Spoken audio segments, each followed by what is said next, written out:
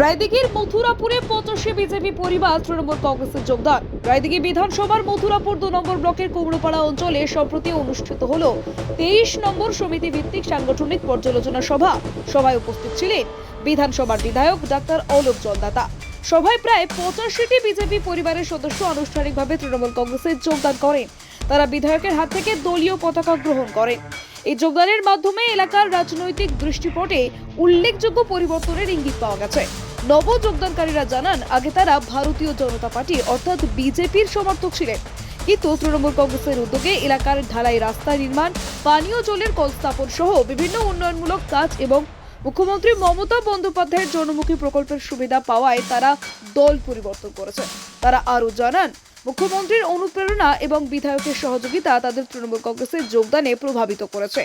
নব যোগদানকারীরা আগামী বিধানসভা নির্বাচনে বিধায়কের পাশে থেকে এবং মমতা বন্দ্যোপাধ্যায়কে চতুর্থবার মুখ্যমন্ত্রী করার লক্ষ্যে কাজ করবেন বলেও প্রতিশ্রুতি দেন। সভায় উপস্থিত ছিলেন মথুরাপুর 2 নম্বর ব্লকের ব্লক সভাপতি প্রশান্ত সরকার, কুমড়োপাড়া অঞ্চলের অঞ্চল সভাপতি জ্ঞানরঞ্জন মজুমদার, উপপ্রধান মজিদ আলী শেখ, প্রাণী ও মৎস্যের কর্মদক্ষ পারমিতা মজুমদার এবং অন্যান্য তৃণমূল কংগ্রেসের নেতৃত্ববৃন্দ। রায়দিঘি থেকে রাকেশ শেখের রিপোর্ট, ডিএন নিউজ বাংলা।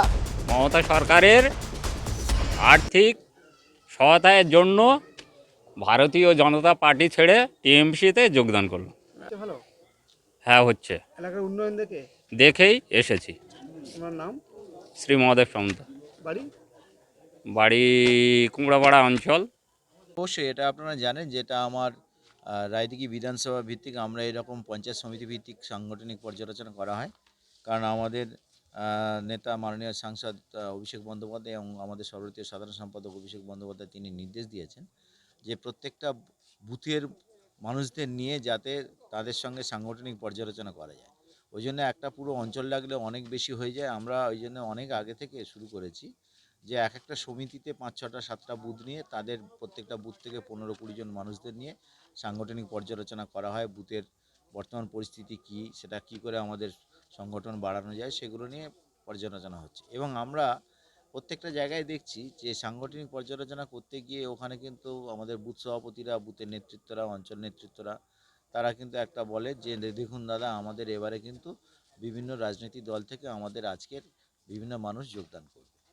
কারণ এই যে বর্তমানে মাননীয় মুখ্যমন্ত্রী মমতা বন্দ্যোপাধ্যায়, আমাদের মামাটি মানুষের সরকার, তার নেতৃত্বে এবং সেই সঙ্গে আমাদের নেতা অভিষেক বন্দ্যোপাধ্যায় তার পরিকল্পনায় যে আবার লক্ষ্মীর ভাণ্ডারে 500 টাকা করে বেড়েছে এবং এই যে যুবসাথী বেকার যুবকরা প্রত্যেকেই তারা কিন্তু যে মাসে 1,500 টাকা করে পাবে এবং আমাদের প্রান্তিক চাষিরা যাদের নিজেদের নামে রেকর্ড নেই, কৃষক বন্ধু যারা পায় না, তারাও পর্যন্ত যে সুযোগ পাবে বছরে 4,000 টাকা করে।